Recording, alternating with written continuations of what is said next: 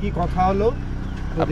আপনারা সবাই জানেন যে আমাদের গোমতী জেলার ডিএম সাহেব আমাদের মহারাজের সঙ্গে যে আচরণটা করেছে, ওর জন্য আমরা আজকে চিফ সেক্রেটারিকে একটা কমপ্লেন দিয়েছি, যাতে তাড়াতাড়ি ইনকোয়ারি করে এটা তাড়াতাড়ি অ্যাকশন নেওয়ার জন্য।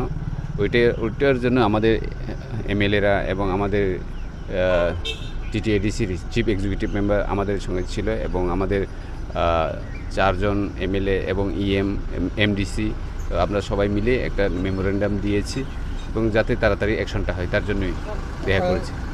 চিফ সেক্রেটারি কি বলেছে আপনাদেরকে? চিফ সেক্রেটারি বলছে যে ওনাকে চিফ মিনিস্টারও বলেছে এই বিষয়ে, এবং আমাদের মহারাজের সঙ্গেও ওনার কথা হয়েছে।